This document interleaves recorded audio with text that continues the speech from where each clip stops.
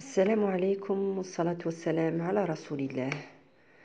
ونحن نمر بهذه الظروف الصعبة بسبب الوباء المنتشر في كل أنحاء العالم.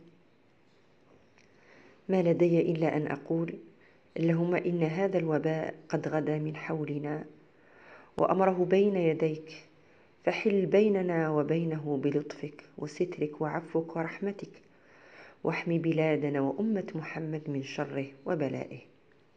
ونحن في بيوتنا أثناء الحجر الصحي تجرأت بعد انقطاعي عن اليوتيوب أن أشارك متتبعاتي الوفيات بوصفة الخبز المنزلي الصحي، خاصة في هذه الظروف التي تجبرنا على المكوث في بيوتنا وقاية لنا وحماية من تفشي المرض. دون إطالة حبيباتي، تابعوا معي مكونات الوصفة. إذن هنا بالنسبة للمكونات نستحقوا 500 غرام تاع فارينة، نستحقوا كاس ونص تاع حليب. أنا إذا حنستعمل العجانة إذا نستعمل حليب بارد، إذا استعملتوا يدكم ديروا الحليب ملدد. ملح، نسحق مغرفة تاع مارغارين بحرارة المطبخ، مغرفة تاع خميرة تاع الخبز، مغرفة سكر، باكي تاع خمارة تاع الكاطو لا لوفور شيميك، مغرفة تاع خل. انا اليوم ما عنديش الابيض، عندي خل معليش، هذا نستعملوه كمحسن. واذا هنا مجموعه من الجلجلان مع من الزرارع، مجموعه من الزرارع تاع الجلجلان والسانوج بنديروها في الوجه. وبالنسبه للاباط داخل نديروا لها شويه تاع حبه حلاوه. حبه حلاوه راح تعطيلو الخبز، تعطيلو بنه هايله. اذا تابعوا معايا طريقه التحضير. اذا هنا نحكم البول تاع البيتخان تاعي، ندير فيه الفارينه، ندير فيه حبة حلاوة،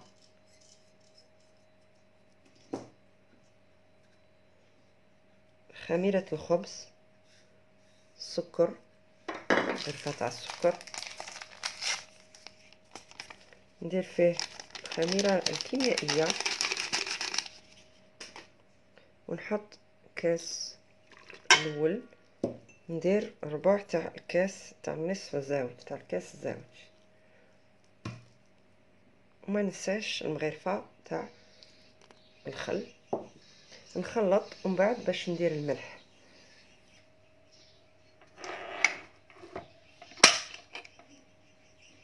اذا هنا في البدايه نخلط بسرعه صغيره قيس ما تتلم لي الفارينه.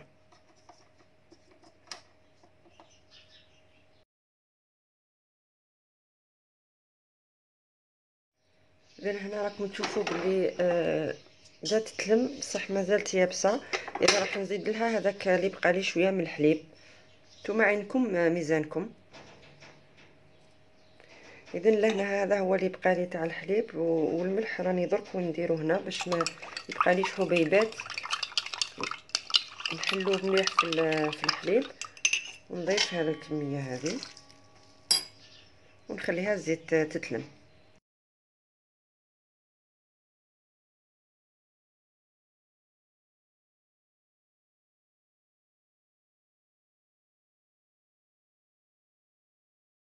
هنا بعد 5 دقائق تاع عجن نضيف تدريجيا هذيك المارغرين. وهذه المرحله يعني ماشي شرط، يعني كلي يحب ما يدير لهاش اي دهون ما يديرش. انا برك ضفت هذه لانه باه يجيني شويه القوام مليح.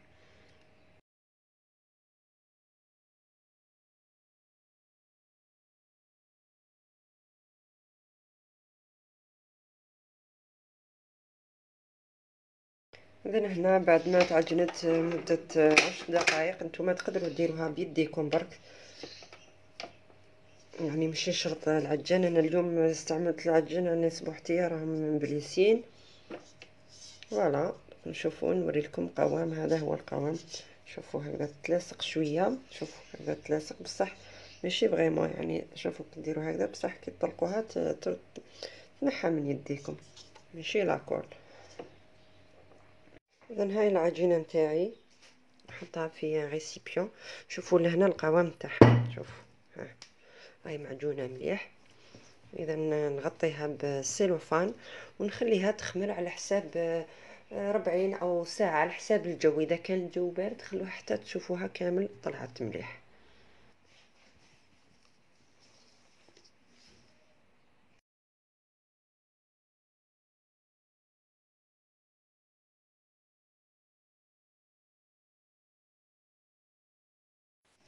اذا هنا بعد ساعه خمر لي الخبز نتاعي.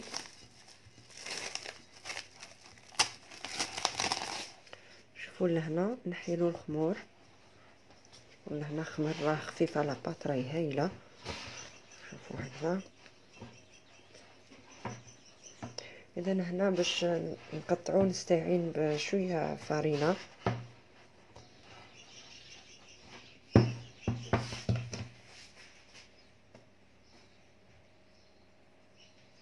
نهبط الخبز نتاعي. عفوا.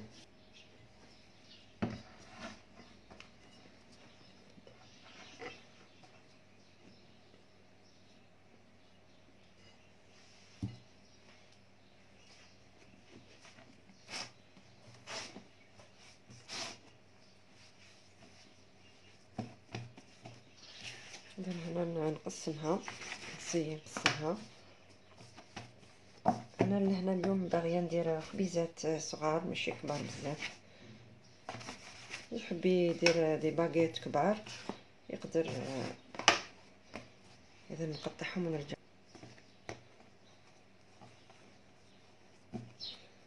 نلوزهم هكذا كويرات، نخليهم يريحوا واحد 5 مينوت باش كي نفتحهم تجيني سهله باش نبسطهم بالغولو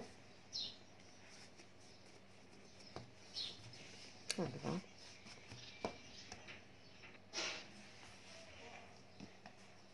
اذا نحكم الخبيزه نتاعي كيما راهي هكذا، نستعين بشويه فرينه كتروش. اذا نسيي هذا نفتحها هكذا بهذه الطريقه، شويه شغل مستطيل كذا.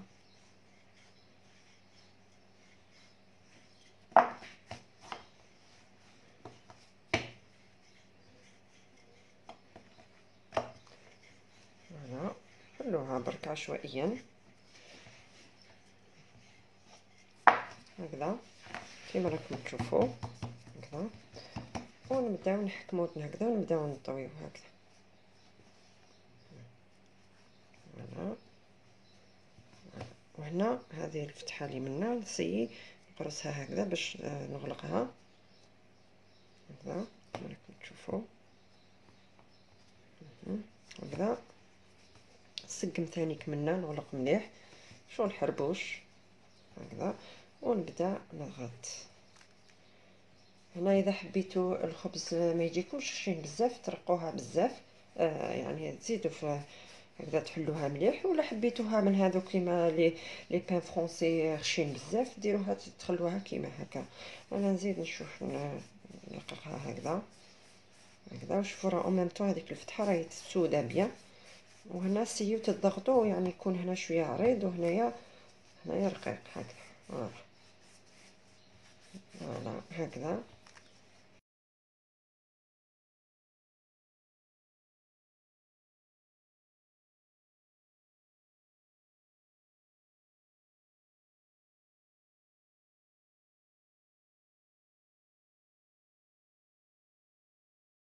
اذا هذو هما لي باغيت نتاوعي الخبيزات تاعي بعد ما شكلتهم. جاوني لهنا 7 خبيزات صغار، وانتم على حساب الحجم اللي تحبوا ديروه. اذا نغطيها ونزيد نخليها تخمر. وهنا اخر مرحله بعد ما خمروا لي الخبيزات نتاوعي. اذا هنا ما نستعملش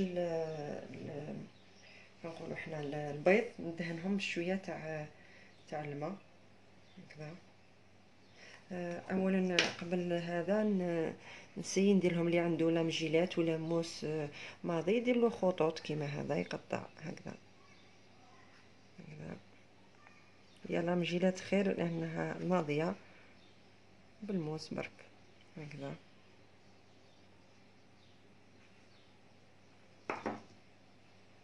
استعمل هذا الموس احسن.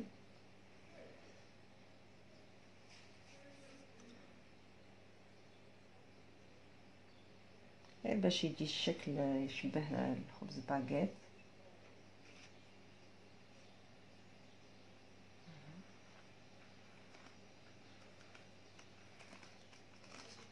وهنا ما ندهنوش بالزيت بالبيض. صافا البيض ندهنو بشويه تاع الماء، ما نكثرش هكذا. ولاستيس الاخيره هي اننا نستعملوا هكذا ان بلا ولا كاسرونه ولا، ونديروا فيها الماء نكونوا غليناه هكذا كما راكم تشوفوا، ونحطوا البلاطو تاعنا في الفور سخون مسبقا على درجة 220 درجة. كما انا نشعل فوق لتحت، يعني حنشغل المروحة لو فونتيلاتور.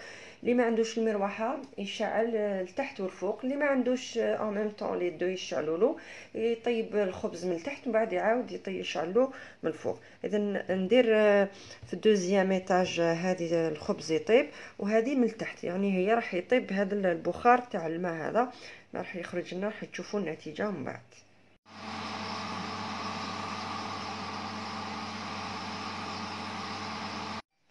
هذا هو احباباتي الخبز نتاعنا، خبز الباغيت نتاعنا. شوفوا لهنا كيفاه طيبته حمر، شوفوا لهنا شحال خفيف، شوف وصحي سهل، ما يتطلبش بزاف المقادير عندكم. لازم لكم برك وقت. انا هنا برك غلطت، نسيت ما درتش كي قبل ما ندخلو الفور ما درتلوش السانوج والجلجلان. نتوما تقدروا تضيفوه، يعني راح يعطي شكل جميل وذوق ايضا. لكن انا الحمد لله في لاباط انا ديجا درت حبة حلاوه، دونك راح يعطيني خبز رائع صحي في هذه الظروف. ما بيد احنا رانا في الدار قاعدين. اذا يعني منها نتعلموا، ومنها نمتعوا وليداتنا وازواجنا وافراد عائلتنا باطعمه صحيه. نصيحتي لكل اخت او متتبعه لهذه القناه أنكم تشغلوا أوقاتكم أثناء هذا الحجر الصحي بأشياء مفيدة.